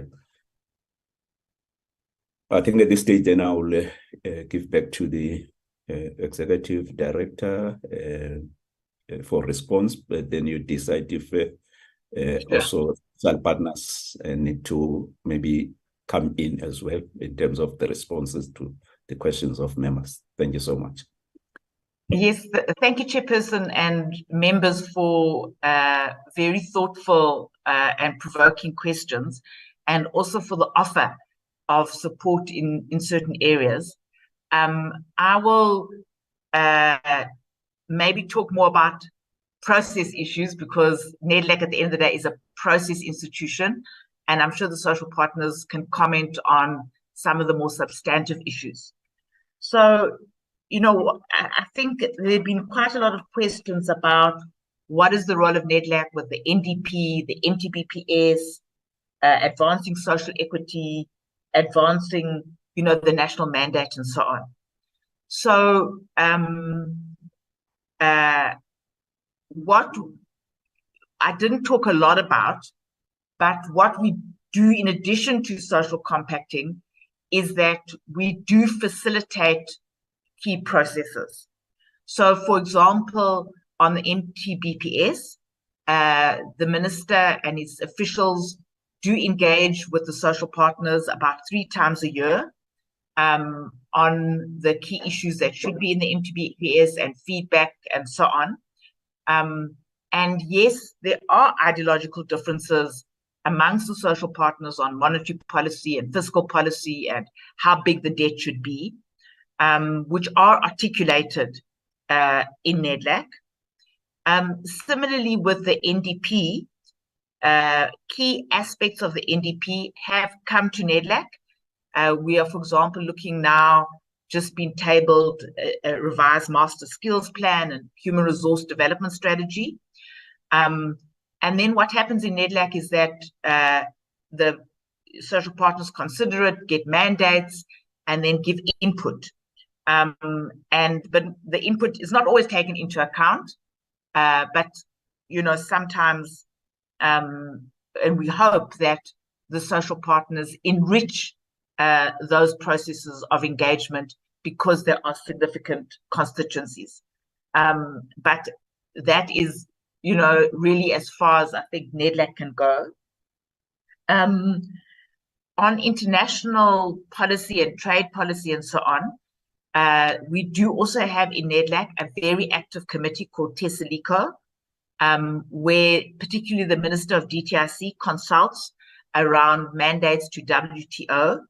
And the Tesalico committee has also been very active, led by, you know, inputted, including by Matthew Parks recently at the Go Forum, and trying to ensure that there isn't only a government voice, but that there is a business voice and a labor voice. And I think there are discussions about how Nedlac can coordinate social partners at the forthcoming WTO meeting. And it is also in these kinds of like Tesalico type forums that social partners are able to give inputs, for example, on the cross-border adjustment mechanism. But I suppose I need to stress that, you know, what we do is we engage, we understand, and then, you know, we give inputs into government processes, which then brings me to the question about the parliamentary process. So what Nedlac does do is that after, for example, we've considered a bill like the Employment Equity Bill, a report is produced, and where if there's areas of agreement, then those areas of agreement are affected, but sometimes the areas of agreement are just noted but not affected in the bill. Sometimes there's no areas of agreement. And all this is put into a Nedlac report. And it is the intention, and it's been the intention for since Nedlac was started, that parliamentary subcommittees would then also look at the report. That doesn't always happen. And sometimes that is upsetting for social partners who put a lot of energy into the processes at Nedlac. But again, Parliament has the absolute right to make legislation. So one of the things, Chairperson, also Honourable Chairperson, you said the Nedlac Act has not been amended. In fact, we are hoping in the next term, early in the next term, to bring a revised Nedlac bill to Parliament. And one of the areas that we hope that it will tighten up is the relationship between Nedlac processes and parliamentary processes. The other area which it is also looking at and tightening up is the issue of representativity.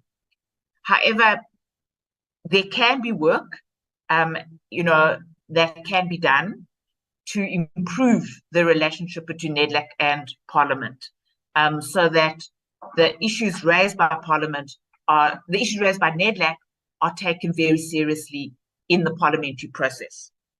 Chairperson, there was also a question about how we've learned from international best practice and operational efficiencies.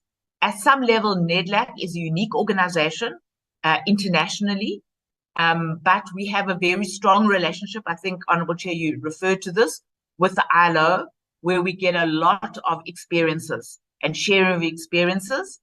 And we do also engage bilaterally with similar socioeconomic councils, in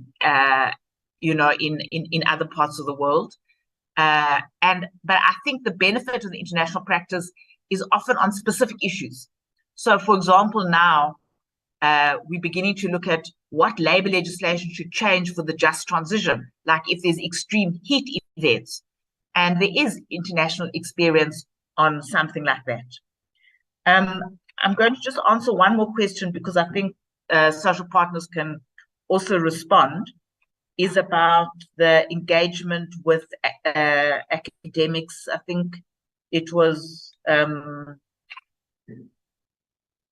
can't remember, I think it was Honourable Dango, Ambassador Dango, about whether we engage with academics and think tanks.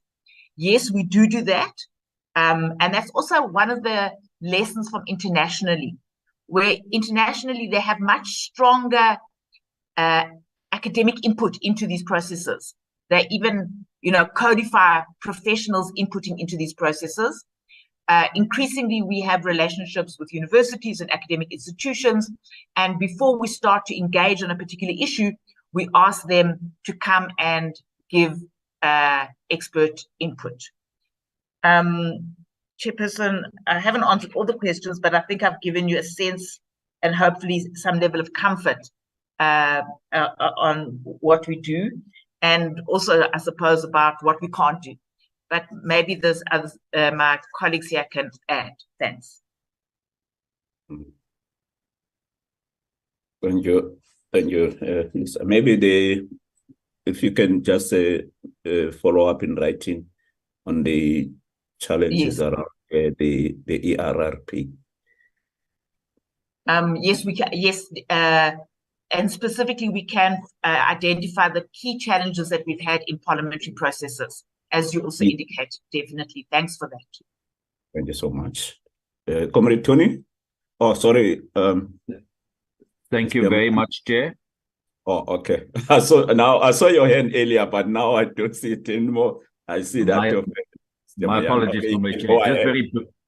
Just very briefly, Comrade Lisa had pointed out that we will send you in writing the areas where we've had challenges in getting government people to respond to both the process and the substance of the engagement. So we'll take that up.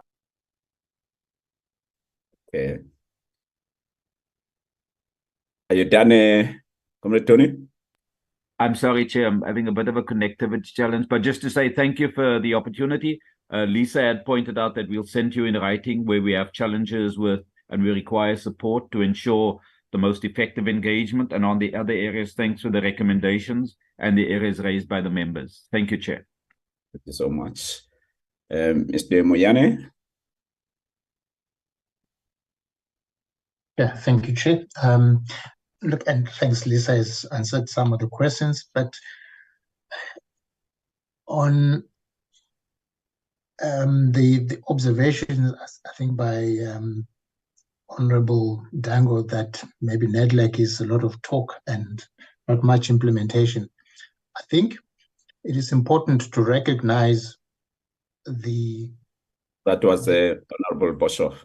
Oh, it was Honorable Boshoff, yes. Apologies for misassigning that comment to Honorable Dango. But it is important, I think, to recognize the mandate of Nedlac. It is set up specifically to discuss policy or draft legislation before it's sent to Parliament to approve, and then it is for government, the executive, to implement. Nedlac, I think, if you look at the history of the organization, as some of you have been extolling the achievements of the organization, it has done a lot. It has achieved a lot in terms of its mandate. Of course, there are areas where as social partners, we do feel let down, but the fact that whatever commitments or even legislation that has been passed with our recommendations, that perhaps it does not either get implemented soon enough, or we just don't see the impact of that as we would like. Nedlac does have, I suppose, a responsibility, in fact, a function where we also track or monitor the implementation of some of these pieces of legislation that we have. It is really not Nedlac's role to implement, but it is to observe whether effective implementation is happening. We understand there may be capacity issues, but it is something that I think we do need to separate. Nedlac discharges its function, and government then implements.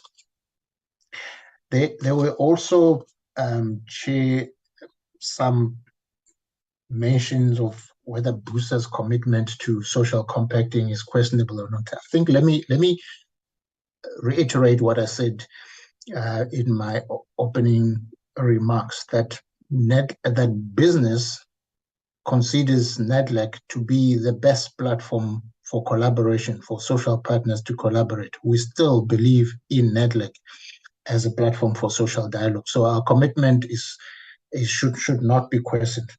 A lot of what has been achieved that has been outlined here today or shared with you today could not have been achieved without the participation of BUSA in Nedlac. So it's an important social partner and will continue to be an important social partner. But beyond Nedlac, we also highlighted some of the partnerships we are having with government, and we also talk to other social partners. But it is in the spirit of collaboration with other partners to try and take the country forward. So on the logistics issue, on the crime issue, on the electricity challenges issues, no one can question BUSA's commitment, especially through its implementation platform B4SA. It is a BUSA structure that business is committed to assisting in tackling issues in a collective fashion. Chair. There was also a mention, I think it was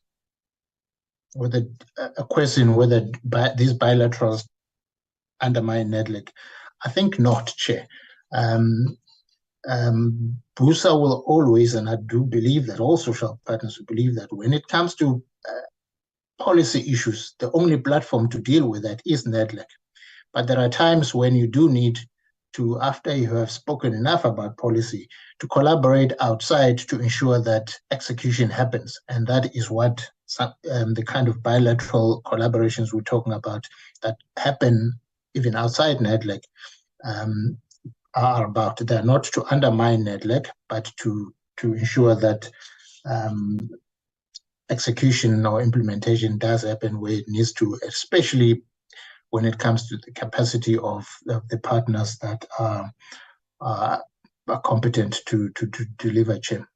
Let me pause there, and I'm sure there will be other people who would like to respond. Thanks, Chair. Thank you so much, Comrade Mayane. Comrade Parks. Yeah, no, thanks, Chair. Just maybe just to add a few things. Look, I think it's always easy to kind of lament and to point to why hasn't this fixed, why hasn't this been done, etc.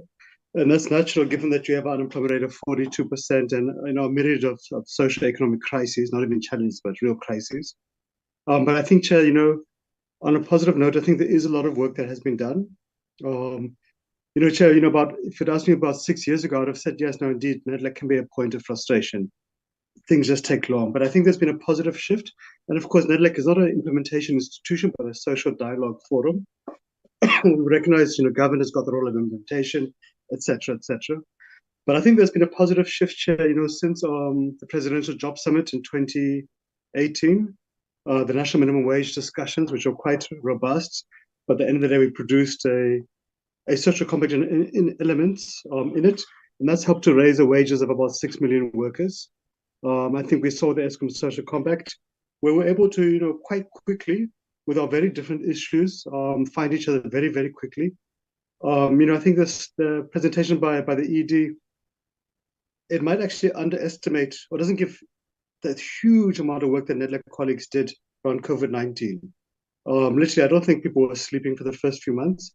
We had met with government, the Department of Labor, before we went into lockdown. We already agreed on a kind of joint action plan as government, business, labor, community, Nedlac coordinating it. And it really was a huge amount of work. I think we must have been meeting about 10 times a day at one point, just on the UF-TERS issues. And that was positive. With all the issues, everybody contributed. But there's many other elements to it that we wouldn't even have time to go into. For example, the kind of engagement we had with the sports fraternity, rugby players, etc., getting the sports industry back on its feet, with the artists, etc.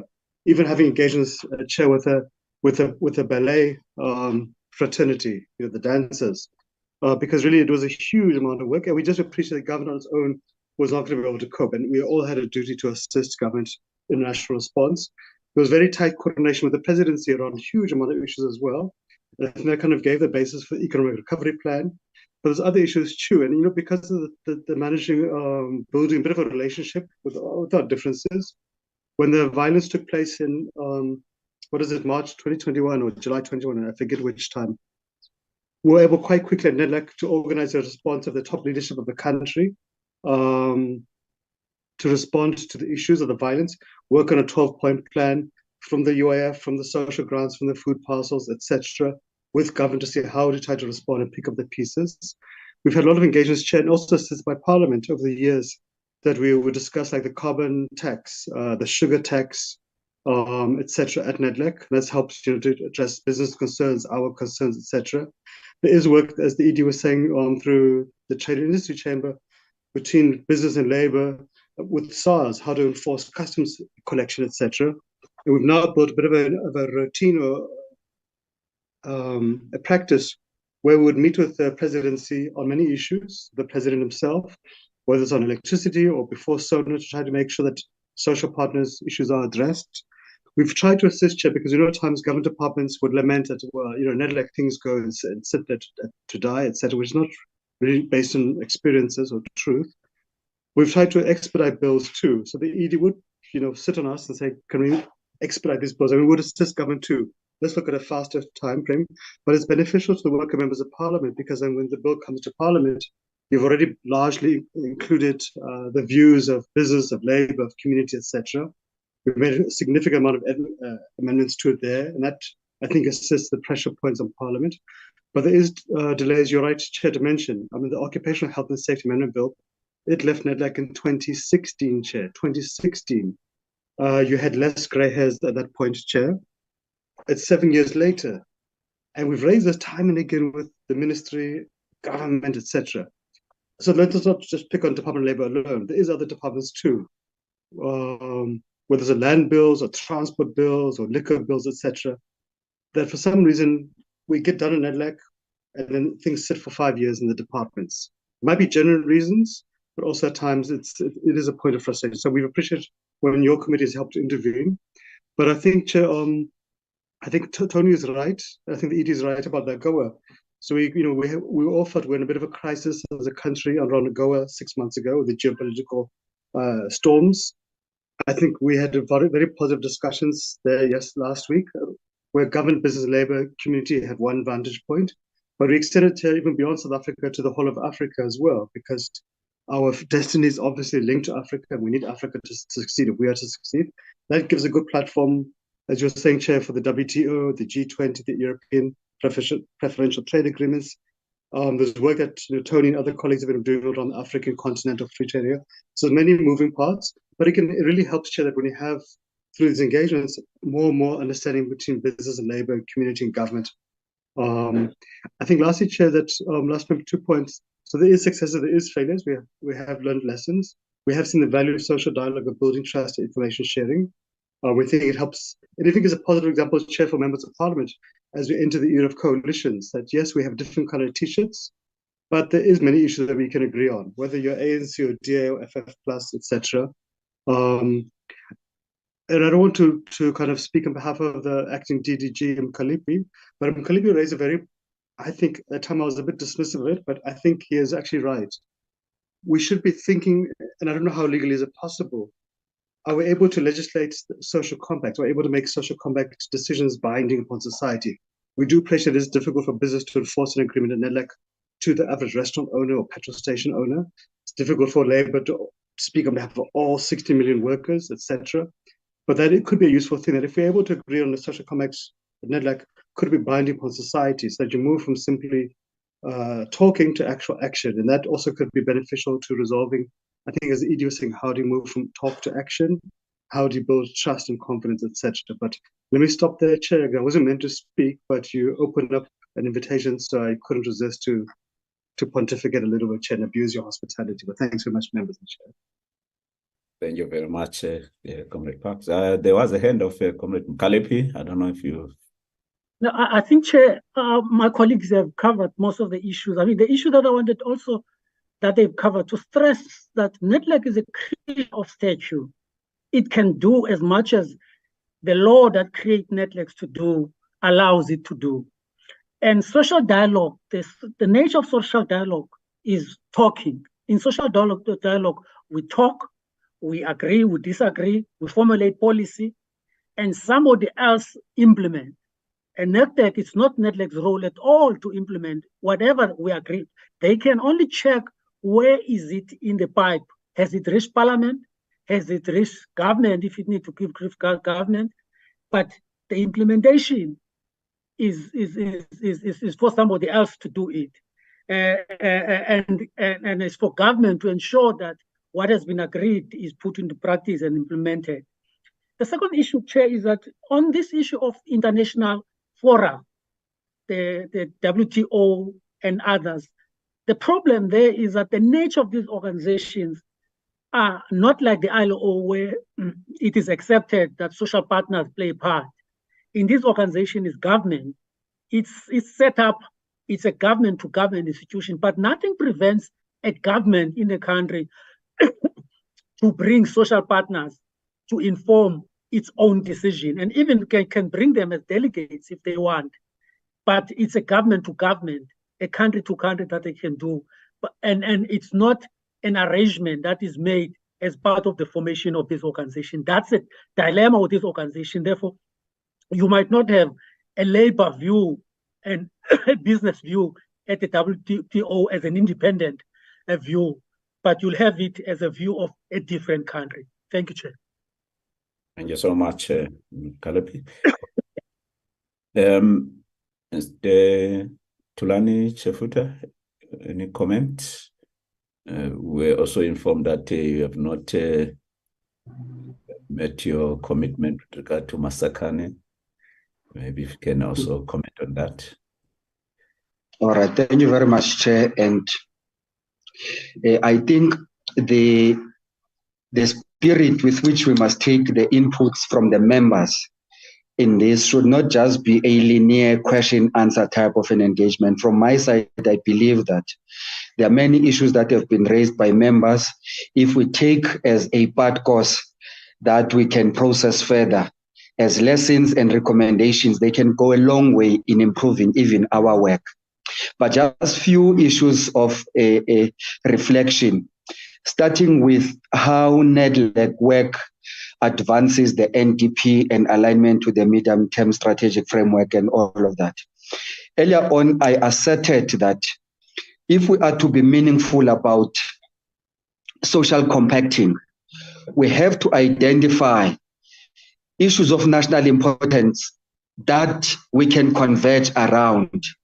And if that is the case, I believe that when we go back to the NDP diagnostic report, the diagnostic report challenges us that our educational outcomes are way too poor and way too many South Africans work or there is high unemployment. And so already for me, that provision of the NDP and its diagnostic report should be setting the agenda of what are the issues that we're going to prioritize moving forward. And so that for me can be the starting point of establishing that strategic link between the NDP, the medium-term strategic framework.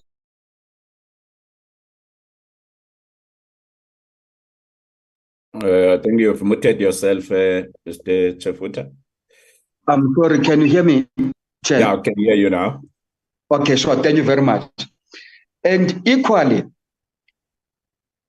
in terms of the input by Honorable Boshoff about growth, prosperity, and all of those things, the promise of the Constitution centers around the progressive realization of socio-economic rights. And so the success for Nedlac should not only be defined by how many papers we push through, but we must take interest on the extent to which the issues we agree on find expression on the daily lives of the people, even if it is the responsibility of other organs to see through the implementation of those. But we can't say we've done our part, we've spoken enough English, and then we fold our arms and say we will see what happens. And so we must take interest of how do the outcomes of our work get to find expression on the daily lives of the people. And Chair, I want to agree with you fully that the Nedlac Act is so stale, it's so outdated, that it has been overtaken and outgrown by the actual evolution of Nedlac itself. It can no longer be a point of reference in relation to the work of Nedlac. It is non-existent. And so the processes that are underway internally through the governance task team of Nedlac must help us to emerge with a Nedlac that is fit for the purpose, not only of what would have been the intention at the establishment of Nedlac, but drawing lessons from the things that we have tested in practice and realized that they work. And at the center of that is this social compacting that we're talking about. And we believe, Chair, that if we do that, some of the issues that we have raised, which we should take as lessons, can then improve on the work of Nedlac itself. Thank you very much, Chair. Thank you so much, Mr. Chofut. Honorable members, I don't know if there are any follow-up questions. Seems not. I think let me now take this opportunity then to thank the social partners of Nedlac, the executive director for the presentation, and also the presentation that were also made by the individual social partners. We also learned a lot in terms of understanding the work of Nedlac. but there were issues that we will get also a report from the ED. ED, if we can have them within 7 days, is that fine with you? 7 days, please. Those areas so that we can also make a follow-up. But I would also advise that maybe with regard to legislation, once it has been agreed to at the level of Nedlac, perhaps there should be a relationship that is formed between Nedlac and the office of the leader of government business, because even in Parliament, those bills first go through the leader of business, government business, which is the office of the deputy president. He's a link between the executive and the Parliament. But I think we would also appreciate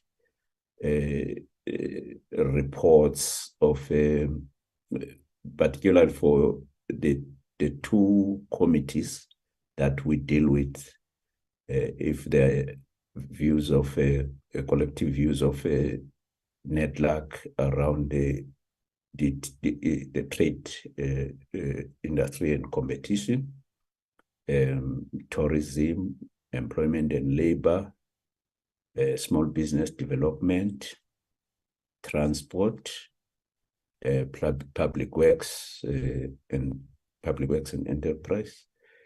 Sorry, public works and infrastructure. Sorry. If we could also have reports on the public planning, monitoring and evaluation. So those are the departments the two committees deal with.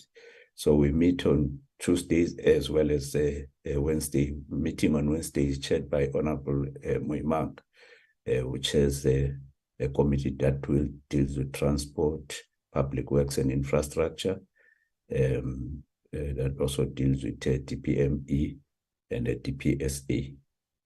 So if we could have your views, collective, not necessarily individual social partner views, but the collective views, so that we're not seen as only meeting, having views of one particular social partner. Comrade Tony was exposing me here because I call him Mr. I used to call him comrade. So I worked with all of you in COSATU, starting from the ED, the Tony, Mark, Matthew, the Ngosim Kalipi. So those were my colleagues, honorable members, but now they are counting to me.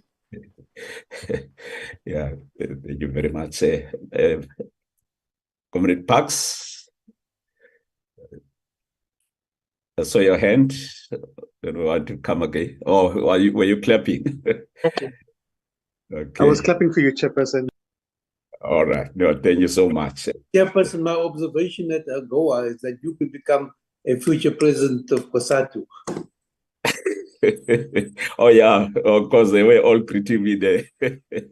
Yeah, we met at the AGOA with most of them at AGOA last weekend. But thank you very much. I think at this time we will release you, and then the members of the committee will then remain so that we deal with the internal committee matters.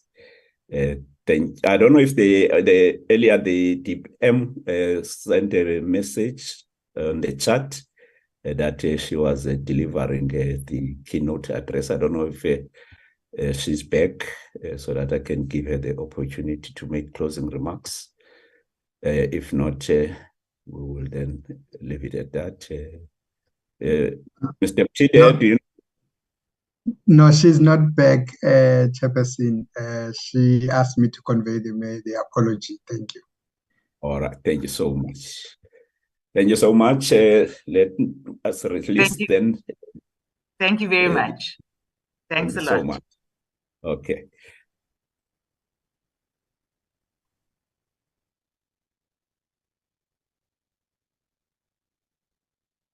Honorable members, let's deal with then the minutes of the last meeting, which was on the 31st of August.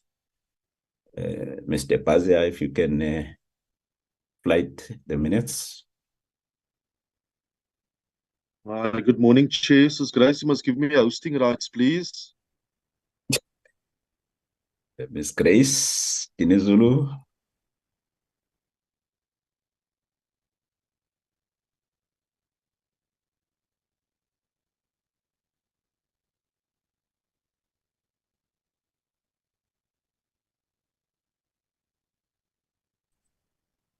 Enrico, it's fine. You are sorted.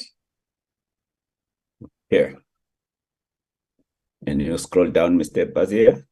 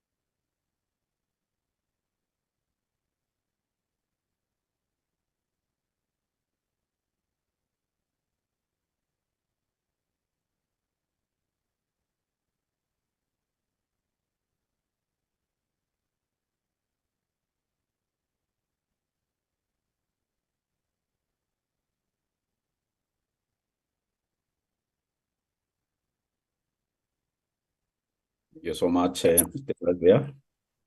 Honorable members, the minutes, are there any corrections? If not, can we have a mover? Oh, Ms. Solomon? Sorry. Yes, Chair. My apologies, Chair. My co-committee secretary, Grace, was in attendance at that meeting, but she wasn't captured in the attendance, just that amendment to the minutes, Chair. Oh, she didn't what? No, Your name is Grace not was at the reflected. No, Grace was at the meeting, but her attendance wasn't captured in the minutes. So just that correction, Chair. Oh, okay. We note that. All right. Honorable members, sorry, can we then have a mover and the seconder for the adoption of the minutes? With those, I so move, Chairperson. Thank you so much, Honorable Dango. Any seconder? I second, Honorable Chairperson. Thank you. Thank you very much, Honorable Moshodi. Any counter view? Seems not. Then that means the minutes of the 31st of October have been